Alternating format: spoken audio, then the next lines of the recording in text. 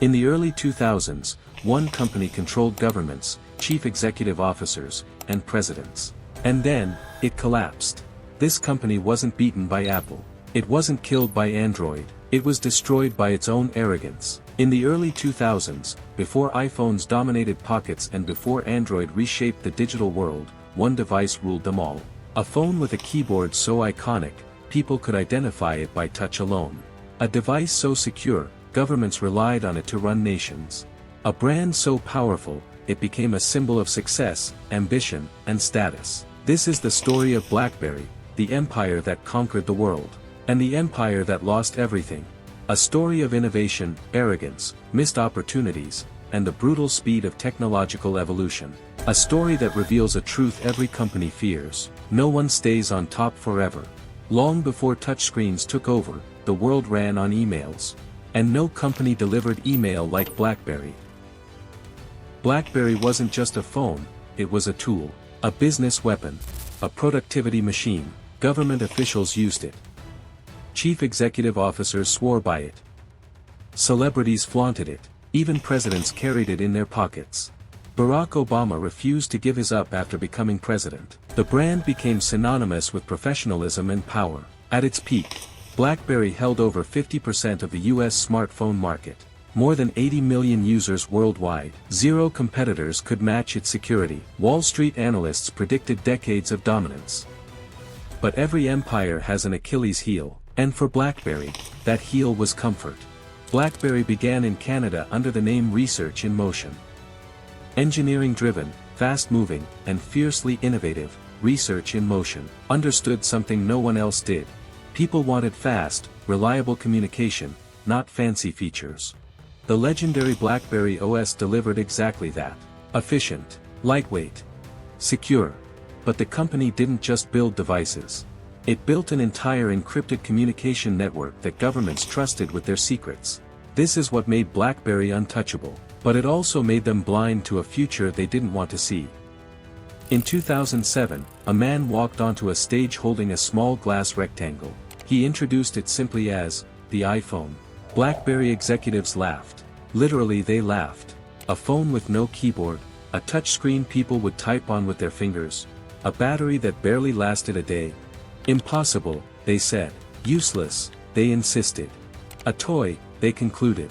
But what they didn't understand. The iPhone wasn't a phone. It was a computer in your pocket. And computers don't follow the old rules. Inside BlackBerry's headquarters, warnings were ignored. Engineers who asked for touchscreen technology were shut down. Teams that pushed for apps were dismissed. Executives insisted the keyboard was the future. They believed their security advantage made them invincible. Markets were changing. Consumers were gaining power. Apps were becoming the new gold. But BlackBerry didn't evolve. It defended the past instead of building the future. The empire had begun to crack. As Apple launched the App Store, and Android introduced open-source innovation, BlackBerry delivered. The storm. A rushed attempt at a touchscreen phone. A buggy, laggy, glitch-filled disaster. Reviewers destroyed it. Customers returned it. The phone failed so badly that Verizon forced BlackBerry into a massive financial penalty. Inside the company, panic began. But instead of real change, BlackBerry doubled down on what was familiar. More keyboards. More old software. More denial. And the world moved on. While Apple and Android created ecosystems, BlackBerry stayed focused on email and messaging. Developers refused to build apps for BlackBerry. The OS was too outdated, too limited, too difficult. Users wanted Instagram. Users wanted games. Users wanted custom apps. BlackBerry responded by ignoring them. This was the fatal mistake. Smartphones were no longer communication tools. They were entertainment devices. They were lifestyle devices. They were digital universes. BlackBerry still believed it was selling business machines. The world had already changed. As the crisis grew, Research in Motion faced a deeper problem. Internal chaos. Two chief executive officers running the company at the same time, racing against each other instead of aligning, teams fighting instead of collaborating. Decisions delayed for months, projects cancelled mid-development, engineers burned out, talent leaving in waves. It was a storm with no captain. BlackBerry wasn't losing to Apple or Google. BlackBerry was losing to itself. Before WhatsApp, before iMessage, before Telegram, there was BBM, instant messaging, real-time delivery, typing indicators, voice notes, group chats. BlackBerry invented everything we use today, but they kept BBM exclusive to BlackBerry devices, believing it would keep customers loyal.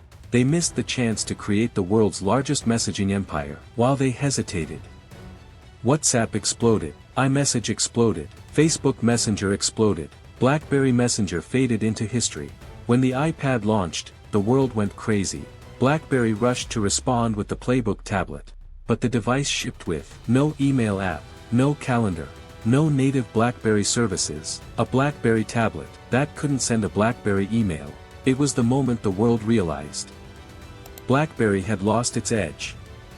In 2013, after years of decline, BlackBerry released BlackBerry 10. It was beautiful, fast, multitasking genius, loved by reviewers.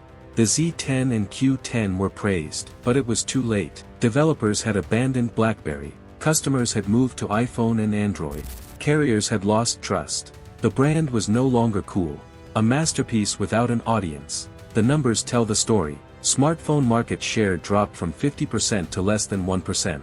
Stock price fell by over 95%. Thousands of employees laid off. Failed product lines. Mounting losses. In a few short years, BlackBerry went from unstoppable giant to cautionary tale. What BlackBerry became.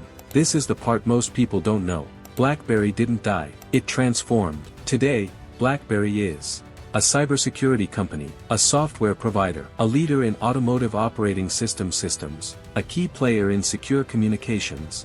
They no longer build phones. They build the systems that keep modern cars and networks safe. A different empire, smaller, quiet, but still alive. The fall of BlackBerry teaches us: 1. Innovation doesn't wait. 2. Success breeds complacency. 3. If you don't disrupt yourself, someone else will. 4. Technology moves faster than ego. 5.